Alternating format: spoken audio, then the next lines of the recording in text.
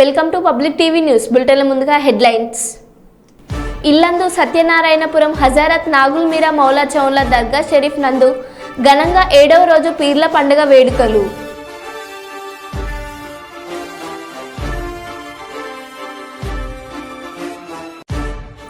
ధర్మపురి లక్ష్మీ నరసింహస్వామి దేవాలయంలో భక్తుల రద్దీ.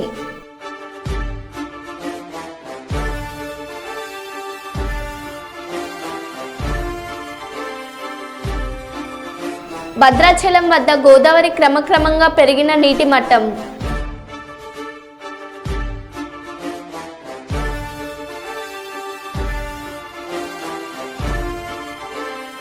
మహారాష్ట్రలో భారీ వర్షాలకు పొంగి పొర్లుతున్న కరత్వాడ ప్రాజెక్ట్.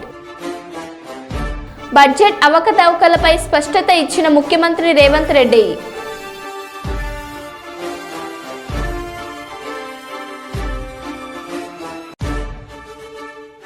ఇక వివరాల్లోకి వెళ్తే, ఇల్లందు సత్యనారాయణపురం అడవుల్లో కొలువై ఉన్న హజరత్ నాగుల్ మీరా మౌలా చౌన్ దర్గా షరీఫ్ కమిటీ వారి ఆధ్వర్యంలో భక్తి శ్రద్ధలతో కులమతాలకు అతీతంగా మొహరం వేడుకల్లో భాగంగా 7వ రోజు ఘనంగా నిర్వహించారు.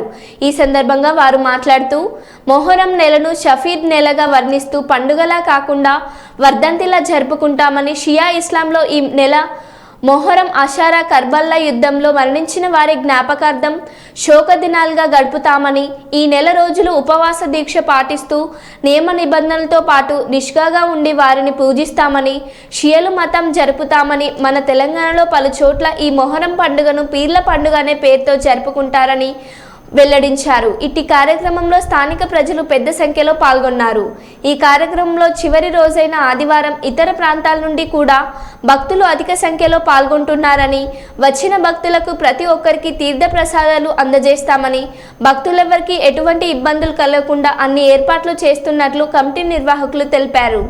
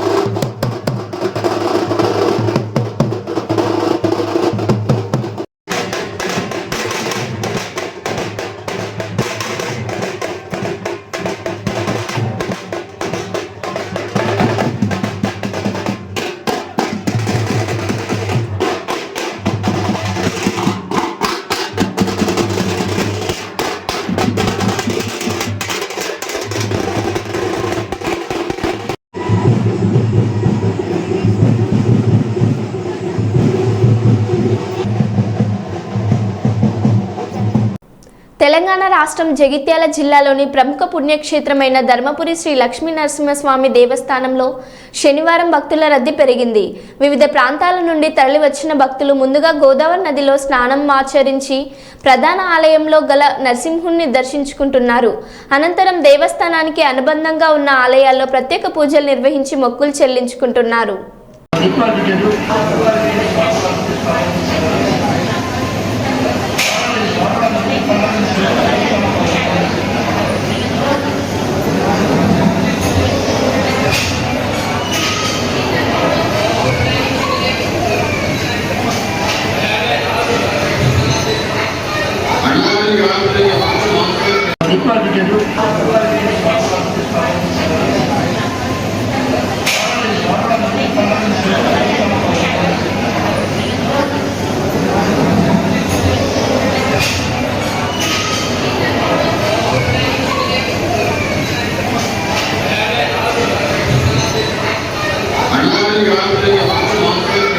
వీర సైనికుల త్యాగాలను స్మరించుకుందాం. దేశం కోసం పోరాడి అమరులైన వీర సైనికుల త్యాగాలను భారతీయులందరూ స్మరించుకోవాలని ఎస్సీ ఎస్టీ బీసీ మైనార్టీ మహిళా ఐక్యవేదిక కర్నూలు నగర అధ్యక్షురాలు మిసాల సుమలత కోరారు.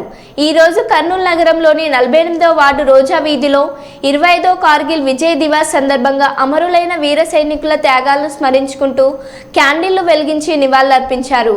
ఈ సందర్భంగా కర్నూలు నగర అధ్యక్షురాలు మిసాల సుమలత మాట్లాడుతూ దేశ రక్షణ కొరకు అహర్నిశలు శ్రమిస్తూ దేశ రక్షణే తమ ఊపిరిగా జీవిస్తున్న భారత సైనికులందరికీ కృతజ్ఞతలు తెలిపారు.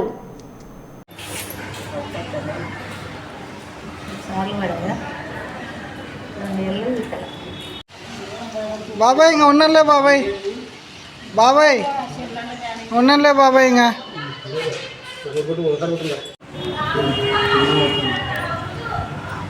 ఓకే కావాలి బాయ్ ఓకే అయితే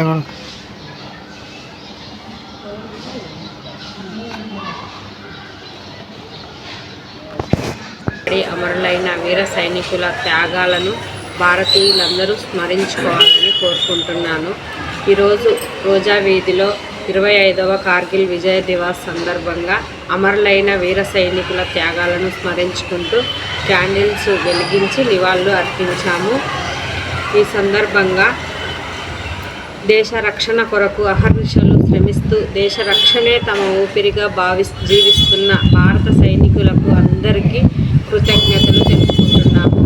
భారత ప్రధాని నరేంద్ర మోడీ కార్గిల్లో నీ యుద్ధ వీరుల స్మారకాన్ని సందర్శించి భారత సైనికులలో ఆత్మస్థైర్యం నింపడం హర్షించదగ్గ విషయమని తెలియజేసుకుంటున్నాను. శాసనసభలో శనివారం బడ్జెట్పై చర్చ సందర్భంగా ఇంతకుముందు అమలైన పలు పథకాల్లో అవకతవకలు, ప్రభుత్వ భూములు అమ్మకాలు వంటి అంశాలపై ముఖ్యమంత్రి రేవంత్ స్పష్టతనిచ్చారు. గతంలో కేంద్రంతో విద్యుత్ మీటర్లు ఒప్పందం అంశంపై ముఖ్యమంత్రి రేవంత్ రెడ్డి సభ్యులకు స్పష్టతనిచ్చారు.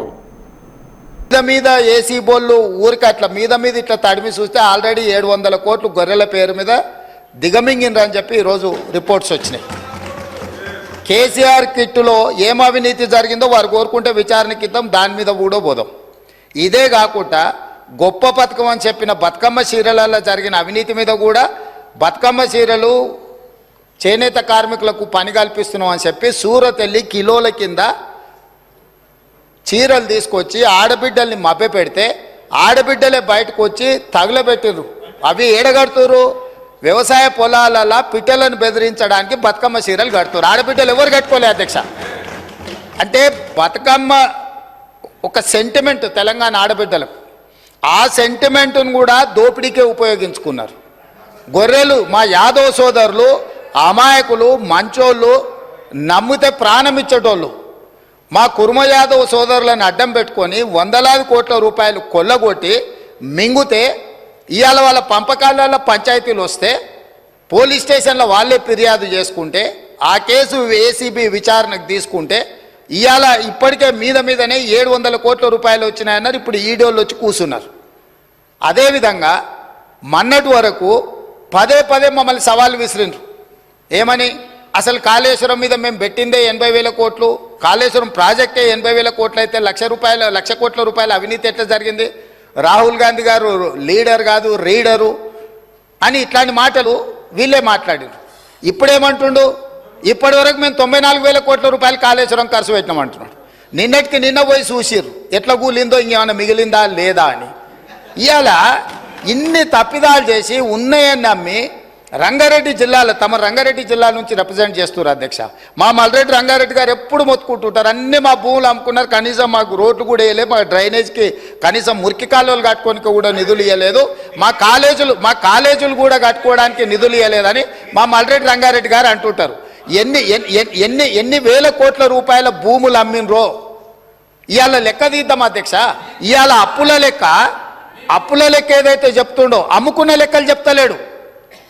ఇవాళ మేము ఇది కట్టినాం, మేము అది కట్టినాం, ఈ కట్టడాలు చెప్తున్నాం, అమ్ముకున్న లెక్కలు కూడా తెలవాలి కదా అధ్యక్ష.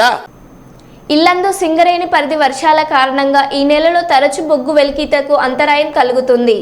ఇల్లందు ఓపెన్ కాస్ట్ కాలపరిమితి ముగిసేందుకు రాగా ప్రధానంగా బొగ్గు ఉత్పత్తి కోయగూడెం ఉపరితల గనిలో జరుగుతుంది. ఇటీవల కురుస్తున్న వర్షాల కారణంగా బొగ్గు వెలికి తీసే పనులకు తీవ్ర అంతరాయం కలుగుతుంది. రోజుకు 10,000 టన్నుల బొగ్గు ఉత్పత్తి, 38,000 క్యూబిక్ మీటర్ల మట్టి వెలికితకు పనులు జరుగుతున్న క్రమంలో కురుస్తున్న వర్షాలతో పాక్షికంగా మాత్రమే పనులు జరుగుతున్నాయి. వరద నీటిని భారీ మోటార్ల సాయంతో బయటకు పంపిస్తూ బొగ్గు ఉత్పత్తి పూర్తిగా నిలిచిపోకుండా ఉండేందుకు అధికారులు ముందస్తు జాగ్రత్తలు చేపట్టారు.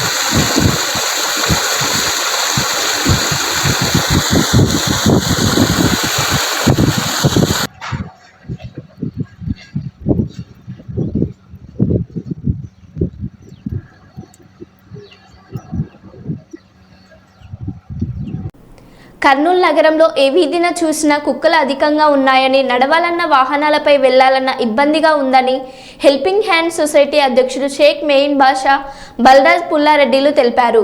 ఈ రోజు కర్నూలు నగరంలోని కలెక్టర్ కార్యాలయం ఎదుట కుక్కలను నివారించాలని కలెక్టర్ ఎదుట ధర్నా చేశారు.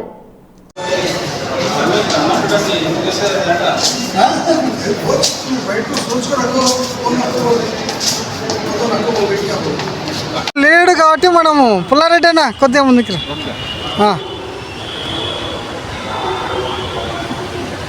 Okay thank you. మేయర్ స్పందించడం లేదు, కార్పొరేటర్లు పట్టించుకోవడం లేదు. మరి ప్రజలు ఎవరిని ఇస్తా ఉన్నాయి? నిన్ననే ఒక ఎమ్మెల్యే అసెంబ్లీలో చెప్పాడు, ఆయన కుక్కల పరిస్థితి చెప్పకుండా కుక్కల ఆత్మ. మహారాష్ట్రలో కురిసిన వర్షాలకు పొంగి పొర్లుతున్న ఆదిలాబాద్ జిల్లా బోర్ డివిజన్లో కర్త్వాడ ప్రాజెక్ట్ భారీ సంఖ్యలో మత్స్యకారులకు వలలకు చిక్కిన చేపలు.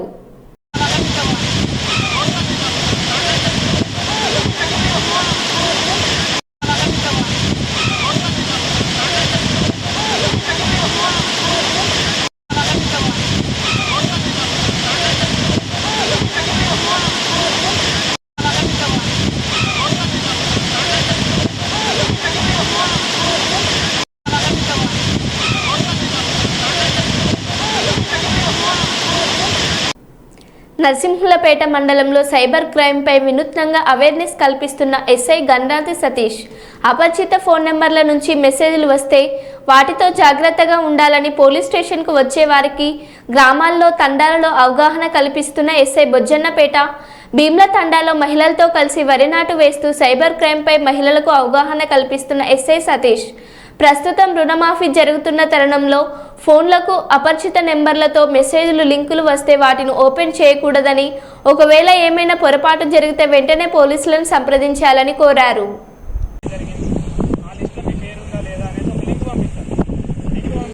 కర్నూలు జిల్లా అన్ని శాఖలు సమన్వయంతో పనిచేయాలి. కర్నూలు జిల్లా ఎస్పీ బిందు మాధవ్ ఐపీఎస్ ప్రజలకు వాహనదారులకు ఎలాంటి ట్రాఫిక్ ఇబ్బంది లేకుండా చూడాలని జిల్లా పోలీస్ కార్యాలయంలో జిల్లా కర్నూలు ఎస్పీ బిందు మాధవ్ ఐపీఎస్ శనివారం కర్నూలు పట్టణంలో ట్రాఫిక్ ఇబ్బందులు తగ్గించే విధంగా RTC transport national highway authority municipal police ఇతర శాఖ అధికారులతో సమావేశం నిర్వహించారు. ఈ సందర్భంగా జిల్లా ఎస్పీ బిందు మాధవ్ ఐపీఎస్ మాట్లాడుతూ జిల్లా కలెక్టర్ ఆదేశాల మేరకు ఈ సమావేశం నిర్వహించామన్నారు. పట్టణంలో ట్రాఫిక్ ఇబ్బందులు లేకుండా సత్వరమే చర్యలు తీసుకోవాలన్నారు. రోడ్డు ప్రమాదాలు జరిగే ప్రాంతాలను గుర్తించి చర్యలు తీసుకోవాలన్నారు. కర్నూలు రైల్వే స్టేషన్కు గూడ్స్ రైళ్లలో వచ్చే రైస్ను గౌడౌన్లకు తరలించే లారీలు కర్నూలు పట్టణంలో రాత్రి వేళ మాత్రమే తిరిగే విధంగా చర్యలు తీసుకోవాలన్నారు. పట్టణంలోని రద్దీ ప్రాంతాలలో సర్కిళ్ల మధ్యలో నిర్మాణాలు జరుగుతుంటే ట్రాఫిక్ అంతరాయం లేకుండా త్వరగా పూర్తి చేసే విధంగా మున్సిపల్ శాఖ వారు చర్యలు తీసుకోవాలన్నారు.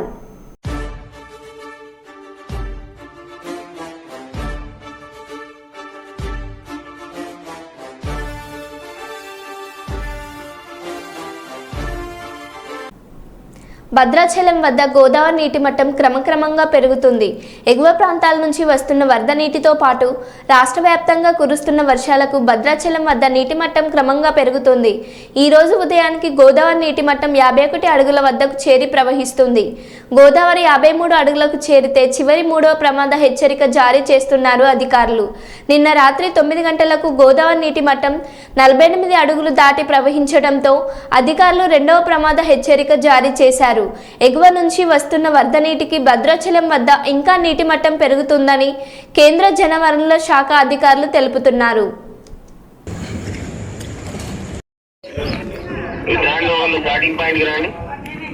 ఇప్పుడు ఇటు మన స్టీమర్ లాంచ్ రోడ్ స్టీమర్ అవుతుంది కదా బోట్ కోసం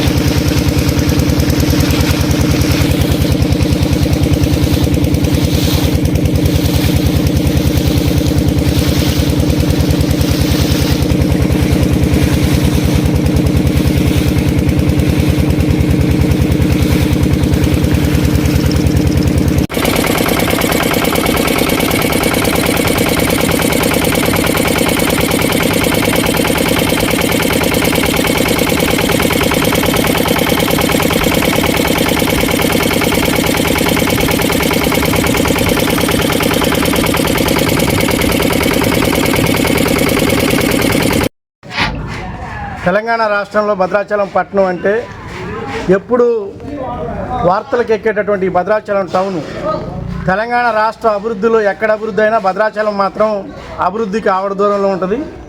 కరకట్ట నిర్మాణం ఏర్పాటు చేశారు, కానీ కరకట్ట కడతను అని చెప్పేసి రాంగ్ ఇన్ఫర్మేషను ఈ రాష్ట్ర ప్రజలకు ఇస్తూ ఉన్నారు. కరకట్ట కట్టేది తూర్పు సైడ్న, కానీ గోదావరి ఎఫెక్ట్ అయ్యేది ఎటపాక మండలంలో ఎదురుగా గోదావరి వచ్చే దగ్గర ఎఫెక్ట్ అవుతూ ఉంది. మొదటి నుండి కూడా సిపిఎం పార్టీ చెబుతూ ఉంది, కరకట్ట నిర్మాణం ఏదైతే ఎత్తు పెంచితే తప్ప భద్రాచలానికి శాశ్వత పరిష్కారం ఉండదని చెప్తా ఉన్నాం.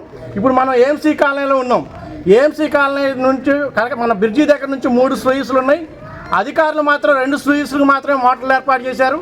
3వ స్లూయిస్ మాకు సంబంధం లేదు, ఆంధ్రాలో ఉందని చెప్పేసి ఇరిగేషన్ అధికారులు చెప్తా ఉన్నారు. అది ఈ ఇరిగేషన్ అధికారులు తప్పుడు సమాచారం ఇవ్వటం కారణంగా అటు గ్రామ పంచాయతీ సిబ్బంది కానివ్వండి, ఉన్నటువంటి పోలీస్ సిబ్బంది కానివ్వండి, రెవెన్యూకి కూడా రాంగ్ ఇన్ఫర్మేషన్ వెళ్తూ ఉంది. కానీ ఇది మాత్రం తెలంగాణలోనే ఉంది. ఈ స్లూయిస్ అక్కడ మోటార్ ఏర్పాటు చేయడం కారణంగా ఏఎంసీ కాలనీలో 32 ఇల్లులు ఇప్పటి వరకు మునగటం జరిగింది. వాళ్ళు మొత్తం కొర్రాయిలగుట్ట స్కూల్కి తరలించారు. మేము అధికారులను కానీ ఇక్కడ ఉన్న ప్రభుత్వాన్ని కానీ మేము అడుగుతూ ఉన్నాం, తెలంగాణలో ఉన్నాయా ఆంధ్రాలో ఉన్న తర్వాత సంగతి. ముందు ప్రజలు మునగకుండా ఉండటం కోసం శాశ్వత పరిష్కారం భద్రాచలం పట్టణంలో జరగటం కోసం తక్షణమే అక్కడ మోటార్లు ఏర్పాటు చేస్తే పరిష్కారం జరుగుతుంది. లేకపోతే ఈ వర్షం ఇదే కంటిన్యూ అయితే సాయంత్రం వరకు భద్రాచలంలో ఉన్న ఏఎంసీ కాలనీతో పాటుగా మరికొన్ని కాలనీలు ముంపుకు గురవుతాయని చెప్పేసి మేము చెప్తా ఉన్నాం. తక్షణమే ఇరిగేషన్ అధికారులు వాళ్ళు ఆన్ డ్యూటీలో ఉన్నట్లయితే ఇక్కడికి వచ్చి కనీసం ఇంతవరకు ఇరిగేషన్ అధికారులు చూడలేదు. ఈ వాటర్ ఎటు నుంచి వస్తున్నాయి, ఎందుకు వస్తున్నాయి, ఆంధ్రాలో తెలంగాణలో చూసి మోటార్లు ఏర్పాటు చేయాలని చెప్పేసి మేము డిమాండ్ చేస్తా ఉన్నాం. కల్లూరు చెన్నమ్మ సర్కిల్లో టీడీపీ, జనసేన, బీజేపీ ఉమ్మడి పార్టీల ఆధ్వర్యంలో కార్గిల్ విజయ్ దివస్ జూలై 26, 1999 మన దేశాన్ని రక్షించడానికి విరోచితంగా పోరాడి దేశం కోసం తమ ప్రాణాలను అర్పించిన సైనిక మరే వీరులను స్మరించుకుంటూ వారికి కాగడాల ప్రదర్శనతో ఘన నివాళులు అర్పిస్తున్న టీడీపీ సీనియర్ నాయకులు నందికొట్కూరు నియోజకవర్గం టీడీపీ ఇన్ఛార్జ్ శ్రీ గౌరు వెంకటరెడ్డి. ఈ కార్యక్రమంలో మాజీ సింగిల్ విండో ప్రెసిడెంట్ మరియు తదితరులు పాల్గొన్నారు.